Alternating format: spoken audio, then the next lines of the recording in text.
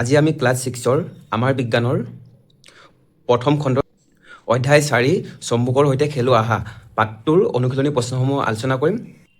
তোমালোকে বহি এখন উলিয়াই লোৱা নহ'লে কিতাপখনত লিখি ল'লেও হ'ব শ্বৰ্ট কুৱেশ্যনখিনি। এটা অনুশীলনী 1 নম্বৰ প্ৰশ্নটো চোৱা। 1 নম্বৰতে আমি খালী ঠাই পূৰণ কৰিব লাগে।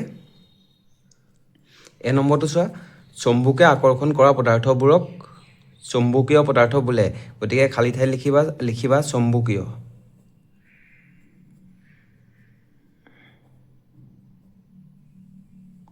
চম্বুকে আকৰ্ষণ কৰা পদাৰ্থবোৰক চম্বুকীয় পদাৰ্থ বোলে। এটা বি নম্বৰটো চোৱা, বিভিন্ন কামৰ বাবে কৃত্ৰিমভাৱে তৈয়াৰ কৰা চম্বুকক কৃত্ৰিম চম্বুক বোলে। ইয়াত কৃত্ৰিম লিখিবা।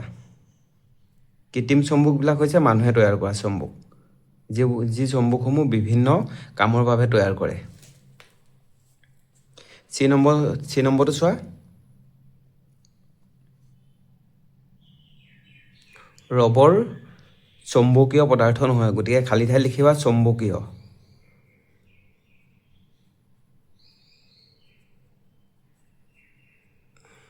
ৰবৰ চম্বুকীয় পদাৰ্থ নহয়। আমি চম্বুকীয় পদাৰ্থ কোনবিলাক ক'ম? যিবিলাক চম্বুকৰ লগত আকৰ্ষণ কৰে, যেনে গজাল, আলপিন, এইবিলাক হৈছে চম্বুকীয় পদাৰ্থ। এতিয়া ডি নম্বৰটো চোৱা, এডাল দণ্ড চম্বকক দুটুকুৰা কৰিলে আমি একেধৰণৰ দুটা দণ্ড চম্বক পাম।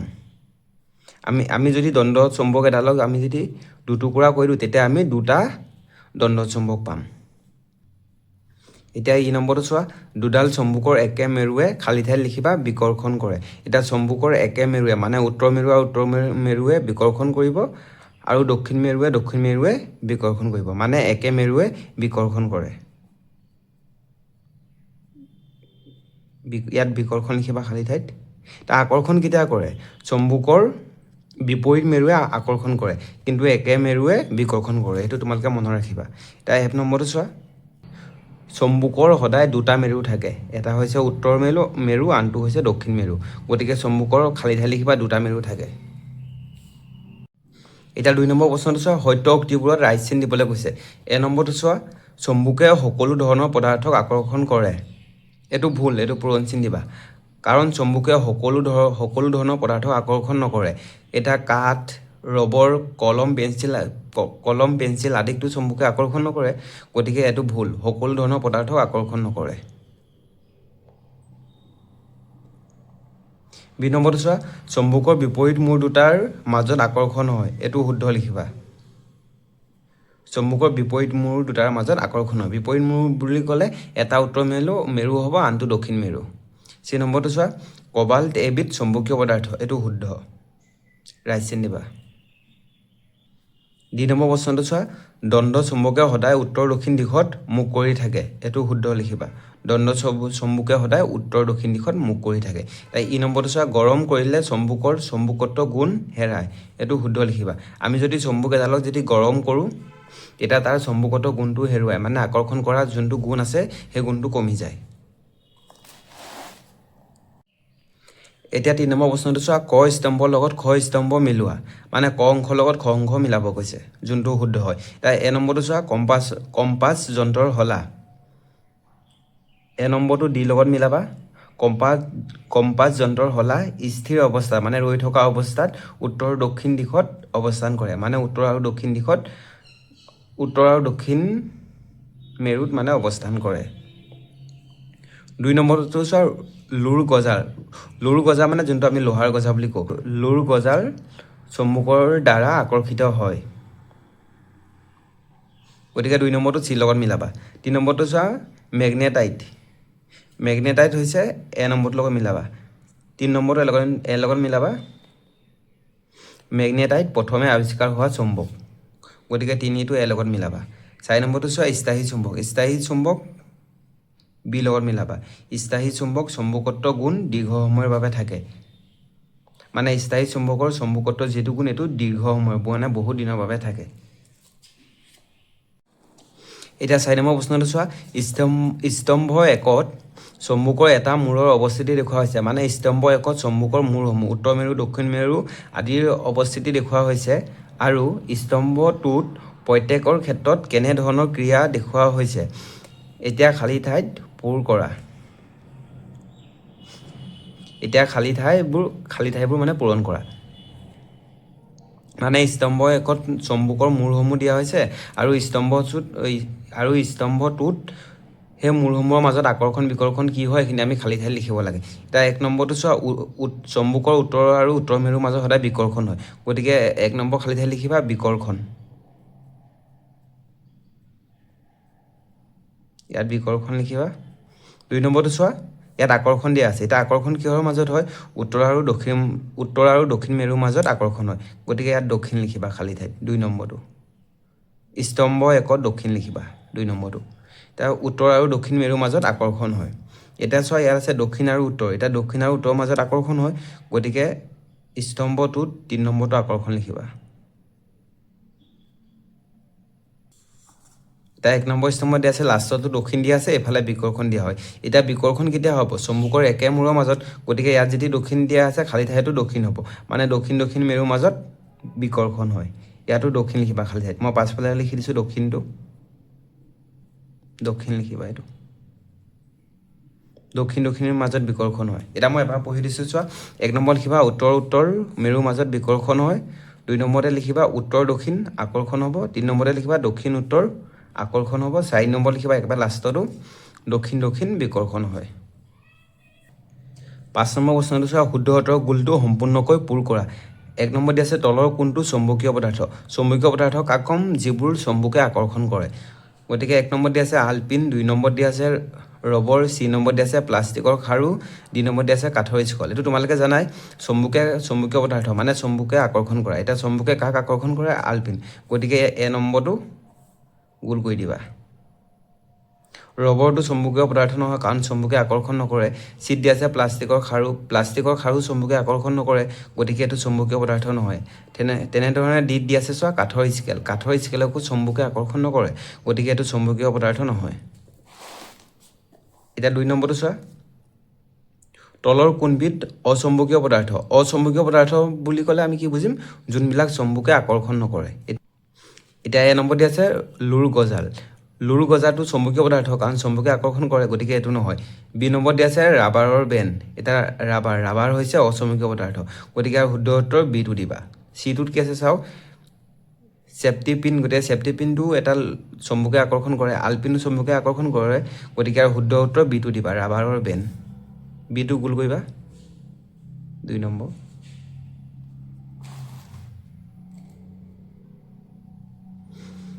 তিনি নম্বৰটো চোৱা, চম্বুকৰ কেইটা মেৰু থাকে?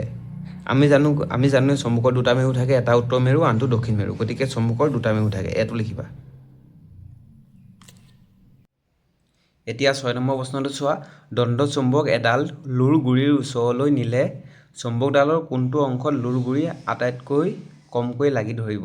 এতিয়া লুৰ গুৰি মানে হৈছে লোহা গুৰিসমূহ। এতিয়া উত্তৰ লিখিবা, দণ্ড চুম্বক এডাল লুৰ গুৰিৰ ওচৰলৈ নিলে চুম্বকডালৰ মধ্যভাগত মানে মাছ অংশত লুৰ গুৰিৰ আটাইতকৈ কমকৈ লাগিব। মানে লোহাসমূহ চুম্বকডালৰ মধ্যভাগত মাছ অংশত মানে আটাইতকৈ কমকৈ লাগিব, কিন্তু চুম্বকডালৰ উত্তৰ আৰু দক্ষিণ মেৰুত আটাইতকৈ বেছিকৈ লাগিব। সেইটো মনত ৰাখিবা তোমালোকে। এতিয়া 7 নম্বৰ প্ৰশ্নটো চোৱা, এডাল দণ্ড চুম্বকৰ মেৰু দুটা চিহ্নিত কৰা হোৱা নাই, ইয়াৰ উত্তৰ মেৰু কোনটো কিদৰে উলিয়াবা? তোমালোকক এডাল দণ্ড চুম্বক দিছে, দণ্ড চুম্বকডালৰ মানে উত্তৰ মেৰুটো তোমালোকক চিনাক্ত কৰিব লাগে। এতিয়া তুমি উত্তৰ মেৰুটো কেনেদৰে চিনাক্ত কৰিবা? এতিয়া উত্তৰত চাবা, এডাল দণ্ড চুম্বকৰ মেৰু দুটা চিহ্নিত কৰা হোৱা নাই, তেন্তে উত্তৰ মেৰু উলিওৱাৰ বাবে তলত দিয়া ধৰণে পৰীক্ষা কৰিব পাৰি। এইটো তোমালোকক প্ৰশ্ন দিয়াখিনিয়ে লিখিছোঁ, এতিয়াহে মেইন উত্তৰটো চাবা। উত্তৰটো চোৱা, চুম্বকডাল এডাল সূতাৰে এৰাই স্থিৰভাৱে লৰাই দিব লাগে।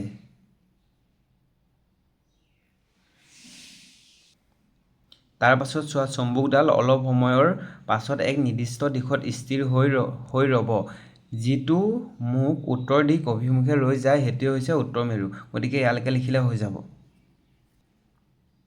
এই 7 নম্বৰ প্ৰশ্নটোৰ উত্তৰত আমি লিখিছোঁ, আমি চুম্বক এডাল সূতাৰ সহায়ত বান্ধি ওলমাই দিম। তাৰ পাছত চুম্বকডাল চোৱা, অলপ সময়ৰ পাছত এক নিৰ্দিষ্ট স্থিৰ হৈ ৰ'ব, মানে আমি চুম্বকডাল সূতাৰ সহায়ত ওলমাই দিয়াৰ পিছত চুম্বকডাল মানে অলপ সময়ৰ পাছতে স্থিৰ হৈ ৰ'ব, মানে কি ৰৈ যাব।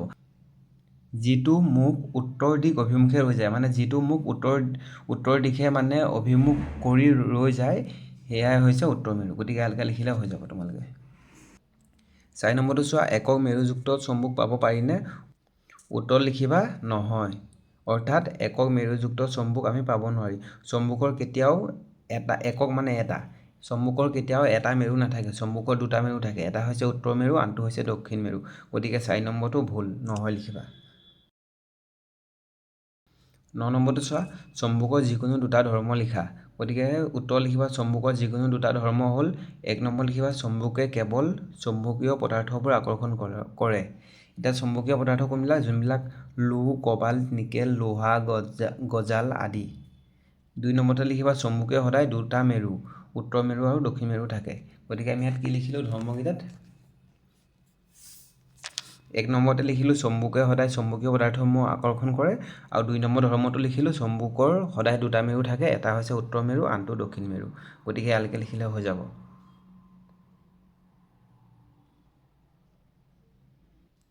10 নম্বৰটো চোৱা, লোৰ গজাল এটা কিদৰে চম্বুকলৈ পৰিণত কৰিবা? মানে লোহাৰ গজাল এটা আমি চম্বুকলৈ কেনেদৰে পৰিণত কৰিম? উত্তৰ লিখিবা লোৰ গজাল এটা চম্বুকলৈ পৰিণত কৰাৰ বাবে তলত দিয়া পদ্ধতিসমূহ অনুসৰণ কৰিম আমি।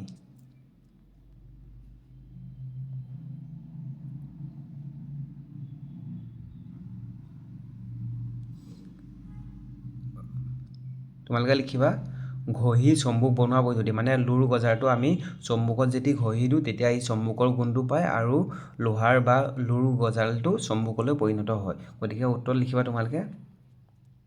এটা দণ্ডক চম্বুক লোৱা হ'ল, চম্বুকখন লোৰ গজালটোৰ ওপৰত 10-15 বাৰমান বেছি সময় ঘঁহি একেটা দিশে ঘঁহি থাকিলে কিছুমান সময়ৰ পাছত লোৰ গজালটো চম্বুকত্বৰ সৃষ্টি হয়। এতিয়া সেই গজালটোৱে সৰু লোহাৰ বস্তুবোৰ আকৰ্ষণ কৰিব পাৰে আৰু এনেদৰে লোৰ গজাল এটা চম্বুকলৈ পৰিণত কৰিব পাৰি। এতিয়া 10 নম্বৰ প্ৰশ্নটো বুজি লোৱা।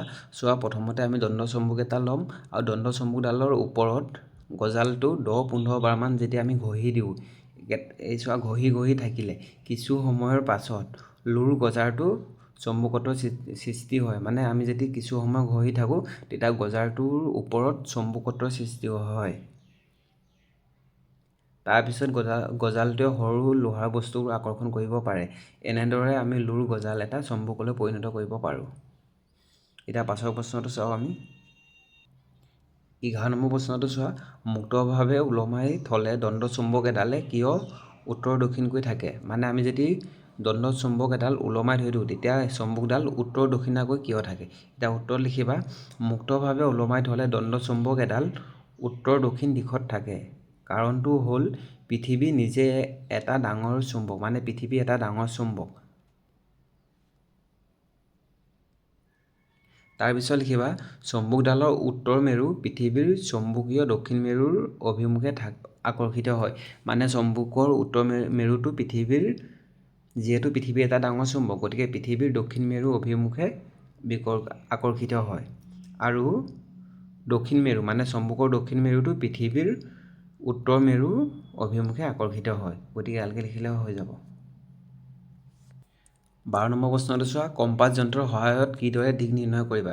এতিয়া কম্পাছ যন্ত্ৰ এটা মই চিত্ৰ দেখুৱাইছোঁ, চিত্ৰটো তোমালোকে চাই লোৱা।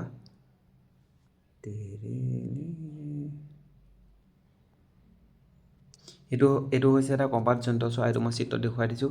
এই কম্পাছ যন্ত্ৰটো সদায় দুডাল ঘড়ী কাটা থাকে। এডাল থাকে, এডাল নৰ্থ ফালে থাকে। নৰ্থ মানে এইটো উত্তৰ মেৰুৰ ফালে থাকে, আৰু এডাল চাউথ মেৰু মানে কি এছ, যাক কৈ দক্ষিণ মেৰুৰ ফালে থাকে। গতিকে আমি গম পালোঁ যে কম্পাছ যন্ত্ৰৰ দুডাল ঘড়ী কাটাৰ দৰে সূচী থাকে, আৰু সেই কাটা দুডাল এডাল উত্তৰ মেৰুৰ ফালে থাকে, আন এডাল দক্ষিণ মেৰুৰ ফালে থাকে। এতিয়া 12 নম্বৰটো উত্তৰ লিখিবা কম্পাছ যন্ত্ৰত এখন চুম্বকীয় সূচী থাকে। চুম্বকীয় সূচী মানে কাটা থাকে, যোনটো মই দেখুৱাইছিলোঁ, যি সদায় উত্তৰ দক্ষিণ দিশত স্থিৰ হৈ থাকে। তোমালোকক মই ছবি দেখুৱাইছিলোঁ। এতিয়া প্ৰশ্নত কৈছিলে কম্পাছ যন্ত্ৰৰ সহায়ত কিদৰে দিশ নিৰ্ণয় কৰিম? গতিকে দিশ নিৰ্ণয় কৰা পদ্ধতি হৈছে কম্পাছ যন্ত্ৰ এখন সমতল ঠাইত ৰখা, মানে সমান জেগাত আমি কম্পাছ যন্ত্ৰ এটা ৰাখিম। সূচীখন মানে কাটাটো অলপ সময় ধৰি স্থিৰ হৈ পৰে আমি কম্পাছ যন্ত্ৰটো সমতল ঠাইত ৰখাৰ পাছত সূচখন অৰ্থাৎ কাঁটাখন অলপ সময় ঘূৰি স্থিৰ হৈ পৰে। এতিয়া যন্ত্ৰখনত এন মানে হৈছে নট, এন বুলি যি দিশ দেখুৱায় সেয়াই উত্তৰ দিশ আৰু এছ দিশটো হৈছে দক্ষিণ দিশ। উত্তৰ দক্ষিণ দিশ চিনাক্ত কৰাৰ পাছত এনেদৰে আমি উত্তৰ আৰু দক্ষিণ দিশটো চিনাক্ত কৰাৰ পাছত আমি সোঁফালে থকাটো পূব বুলি ক'ম মানে কম্পাছৰ, আৰু বাওঁফালে থকাটো পশ্চিম বুলি ক'ম। মই চিত্ৰত দেখুৱাই দিছোঁ ৰ'বা।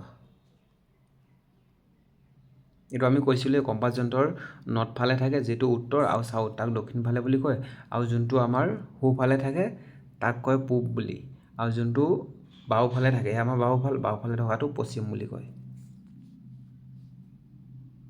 গতিকে এনেদৰে আমি কম্পাছ যন্ত্ৰৰ সহায়ত তাৰ দিশসমূহ নিৰ্ণয় কৰিব পাৰোঁ।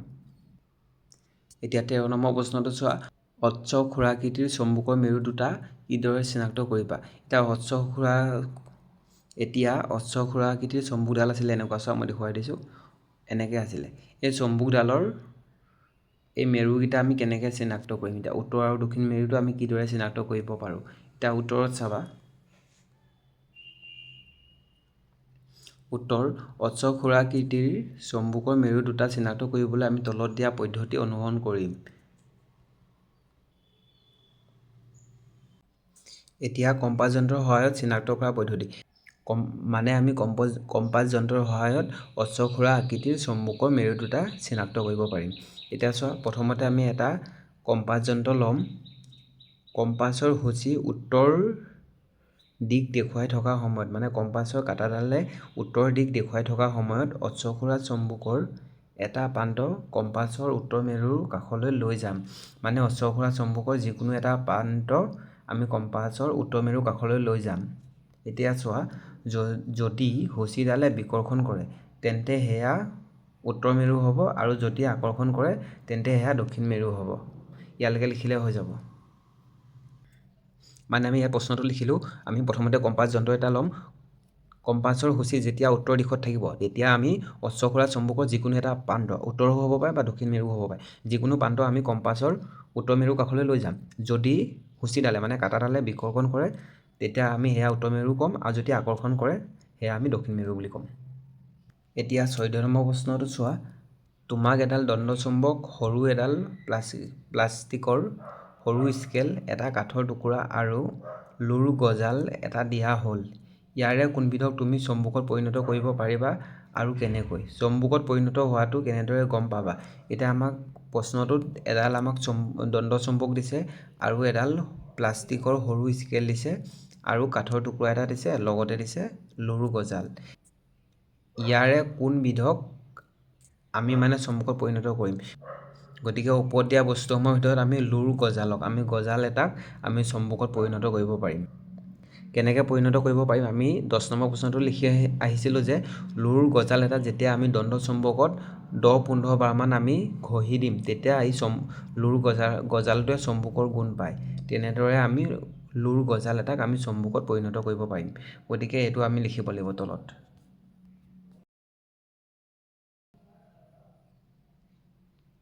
গতিকে 14 নম্বৰ উত্তৰ চোৱা, লুৰ গজালক চম্বুকত পৰিণত কৰিব পাৰি। এতিয়া উত্তৰ লিখি ল'বা। দণ্ডচুম্বকটো ল'ম, প্ৰথমতে আমি মানে দণ্ডচুম্বক এটা ল'ম। লুৰ গজালটোৰ ওপৰত দণ্ডচুম্বকডাল একে দিশত 10-15 বাৰমান আমি ঘঁহি ল'ম। এই প্ৰক্ৰিয়াত লুৰ গজালটোৰ ভিতৰত চম্বুকত্বৰ সৃষ্টি হয়। চম্বুকত পৰিণত হোৱা গজালটোৰ কাষলৈ আমি যদি সৰু লোহাৰ বস্তু বা আলপিন নিম, যদি গজালটোৱে সেই বস্তুবোৰ মানে আকৰ্ষণ কৰে তেন্তে গজালটো চম্বুকলৈ পৰিণত হৈছে বুলি গম পাম। ইয়ালৈকে লিখিলে হৈ যাব। তোমালোকে উত্তৰটো ইয়াত যেনেকৈ লিখা আছে তেনেকৈ লিখিবা আকৌ। মই এনেই মুখেৰে মানে মই সহজ ভাষাত কৈ দিছোঁ, গতিকে তোমালোকে ইয়াত যেনেকৈ আছে তেনেকৈ লিখিবা A to Z।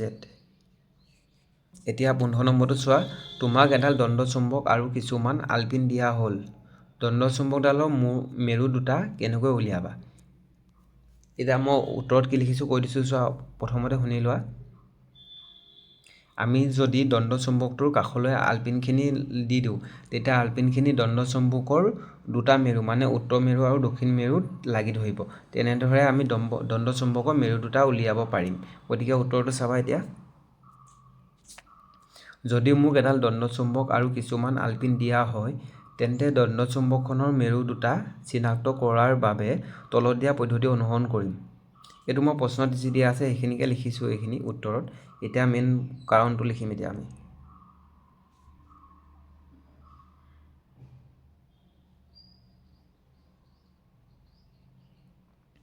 এতিয়া এইটো হাইলাইট কৰি লিখিছোঁ আলপিনৰ সহায়ত মেৰু চিনাক্ত কৰা পদ্ধতি। এতিয়া উত্তৰত লিখি ল'বা। লিখিবা আলপিনৰ সহায়ত মেৰু চিনাক্ত কৰা পদ্ধতি। দণ্ডচুম্বকখন সমতল ঠাইত ৰখা। আমি মানে দণ্ডচুম্বকখন সমতল ঠাইত ৰাখিম। এতিয়া আলপিনবোৰ দণ্ডচুম্বকডালৰ বিভিন্ন অংশৰ কাষলৈ নিয়া। মানে আমি আলপিনসমূহ চম্বুকডালৰ চাৰিওফালে ছটিয়াই দিম বা কাষলৈ লৈ যাম। চম্বুকৰ যি দুটা প্ৰান্তত আলপিনবোৰ বেছি শক্তিত আকৰ্ষিত হয়, সেই দুটা অংশই হৈছে দণ্ডচুম্বকৰ মেৰু। এতিয়া 16 নম্বৰ প্ৰশ্নটো চোৱা। তোমাক এডাল দণ্ডচুম্বক আৰু এটা কম্পাছ যন্ত্ৰ দিয়া হ'ল। চম্বুকডালত মেৰু চিহ্নিত কৰা হোৱা নাই। কম্পাছ যন্ত্ৰটোৰ সহায়ত কিদৰে চম্বুকডালৰ মেৰু দুটা চিহ্নিত কৰিবা?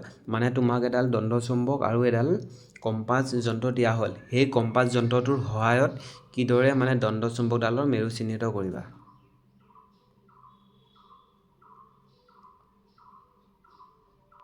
তোমালোকে প্ৰথমতে কম্পাছ যন্ত্ৰৰ চিত্ৰটো চাই লোৱা। এই কম্পাছ যন্ত্ৰ মানে দুডাল কাটা থাকে। এডাল কাটা নৰ্থৰ ফালে থাকে, যাক কয় উত্তৰ মেৰু। আন এডাল কাটা থাকে চাউথ ফালে, যাক কয় দক্ষিণ মেৰু। গতিকে যেতিয়া আমি দণ্ডচুম্বকডাল এই কম্পাছৰ নৰ্থ মানে উত্তৰ মেৰু অংশলৈ আনিম, এডাল দণ্ডচুম্বক বুলি ধৰি লোৱা। যেতিয়া আমি দণ্ডচুম্বকডাল ইয়ালৈ আনিম, মানে উত্তৰ মেৰুলৈ ওচৰলৈ আনিম, যদি বিকৰ্ষণ হয় তেতিয়া আমি গম পাম যে দণ্ডচুম্বকৰ এই মূৰটো উত্তৰ মেৰু, আৰু যদি আকৰ্ষণ হয় তেতিয়া গম পাম যে আমি যোনটো প্ৰান্ত কম্পাছটোৰ ওচৰলৈ আনিছোঁ সেইটো হ'ব দক্ষিণ মেৰু। এতিয়া উত্তৰত চোৱা। মোক যদি এডাল দণ্ডচুম্বক আৰু এটা কম্পাছ যন্ত্ৰ দিয়া হয়, তেন্তে মই তলত দিয়া ধৰণে চম্বুকডালৰ উত্তৰ আৰু দক্ষিণ মেৰু চিহ্নিত কৰিম। এতিয়া লিখিবা। এইখন মই প্ৰশ্ন দিয়াটোৱে লিখিছোঁ। এতিয়া মেইনখন লিখিবা। কম্পাছ যন্ত্ৰটোক সমতল ঠাইত স্থাপন কৰিম। মানে কম্পাছ যন্ত্ৰটোক আমি সমতল ঠাইত লিখিম। কম্পাছৰ সূচীটো অলপ সময়ৰ পাছত উত্তৰ দক্ষিণ দিশত স্থিৰ হৈ ৰ'ব। মানে আমি কম্পাছ যন্ত্ৰটো সমতল ঠাইত স্থাপন কৰাৰ পাছত কম্পাছৰ সূচীটো উত্তৰ দক্ষিণ দিশত স্থিৰ হৈ ৰ'ব। মই তোমালোকক চিত্ৰত দেখুৱাইছিলোঁ উত্তৰ আৰু দক্ষিণ দিশত মানে কাটাডাল ৰৈ যায়। সাধাৰণতে সূচীৰ এন চিহ্নত মানে এন চিহ্নত থকা অংশটো উত্তৰ দিশ দেখুৱায়। তোমালোকক মই চিত্ৰত দেখুৱাইছিলোঁ যোন এন চিহ্নত থকা অংশটো উত্তৰ দিশ দেখুৱায়। এতিয়া দণ্ডচুম্বকখনৰ এটা প্ৰান্ত কম্পাছৰ সূচীৰ ওচৰলৈ লৈ যাম। তাৰপিছত চোৱা, যদি চম্বুকখনৰ সেই মানে আমি দণ্ডচুম্বকৰ যোনটো প্ৰান্ত কম্পাছৰ সূচীৰ ওচৰলৈ লৈ যাম, সেই প্ৰান্তটো কম্পাছৰ উত্তৰ সূচীক বিকৰ্ষণ কৰে, তেন্তে চম্বুকখনৰ সেই প্ৰান্তটো হ'ব উত্তৰ মেৰু। তাৰপাছত চাবা, যদি সেই প্ৰান্তটো কম্পাছৰ উত্তৰ সূচীক আকৰ্ষণ কৰে, তেন্তে সেই প্ৰান্তটো হ'ব দক্ষিণ মেৰু। এনেদৰে আমি চম্বুকডালৰ উত্তৰ আৰু দক্ষিণ মেৰু চিহ্নিত কৰিব পাৰিম। গতিকে লাষ্টত তোমালোকে ইয়ালৈকে লিখিলে হৈ যাব। এতিয়া 17 নম্বৰ প্ৰশ্নটো চোৱা। ষ্টীলৰ বেজী এটা মজিয়াত পৰি গ'ল। তুমি হাতেৰে উঠাব পৰা নাই। বেজীটো কি উপায়েৰে উঠাব পাৰিবা? গতিকে আমি উত্তৰত লিখিব পাৰোঁ। গতিকে উত্তৰ চোৱা। ষ্টীলৰ বেজী এটা মজিয়াত পৰি গ'ল আৰু হাতেৰে উঠাব পৰা নাযায়, তেন্তে মই চম্বুকৰ সহায়ত বেজীটো উঠাই দিম। মানে আমি চম্বুকৰ সহায়ত বেজীটো উঠাব পাৰিম।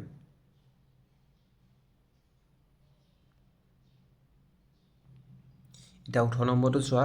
ধৰা হ'ল তুমি এখন নতুন ঠাইলৈ ফুৰিব গ'লা। তোমাৰ লগত এটা কম্পাছ যন্ত্ৰ আছে।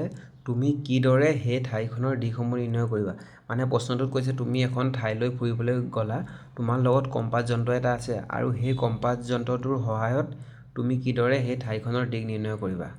গতিকে উত্তৰত লিখিবা, যদি মই এখন নতুন ঠাইলৈ ফুৰিবলৈ যাওঁ আৰু মোৰ লগত এটা কম্পাছ যন্ত্ৰ থাকে, তেন্তে মই তলত দিয়া ধৰণে ঠাইখনৰ দিশবোৰ চিনাক্ত কৰিব পাৰোঁ।